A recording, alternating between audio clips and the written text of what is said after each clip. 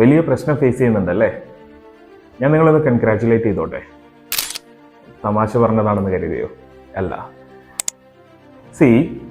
ഒരു വലിയ മരം ഉണ്ടാകണമെന്നുണ്ടെങ്കിൽ ആ വിത്ത് മണ്ണിനടിയിൽ നിന്നും ഒരു നല്ല ഹെവി പ്രഷറിൽ പൊട്ടേണ്ടതായിട്ടുണ്ട്. അത്തരത്തിൽ ഹെവി പ്രഷറിൽ പൊട്ടിയിട്ടുള്ള ഒരു വിത്ത് മാത്രമാണ് പടർന്ന് പന്തലിക്കുന്ന ഒരു മരമായിട്ട് മാറുന്നത്. ഞാൻ എൻ്റെ ഈ പറയുന്ന ട്രാവലിൽ ഒരുപാട് ആളുകളെ പരിശോധിച്ച് നോക്കിയപ്പോൾ ഈ ആളുകൾ, സക്സസ്ഫുൾ ആയിട്ടുള്ള ആളുകളൊക്കെ ജീവിതത്തിൽ ഹെവിലി സക്സസ്ഫുൾ ആയതിൻ്റെ തൊട്ട് മുൻപായിട്ട് വലിയ പ്രശ്നത്തിൽ കൂടെ കവർ ചെയ്ത് പോയിട്ടുണ്ട്. ആ പ്രഷർ അവർ ഏറ്റെടുത്തിട്ടുണ്ട്. എണീറ്റോടിയവർ മാത്രം പടർന്ന് പന്തലിച്ചിട്ടുണ്ട്. എണീറ്റോടാൻ വേണ്ടിയിട്ട് തയ്യാറാവുക.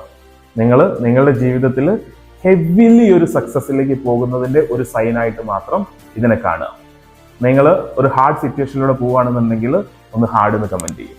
Thank you.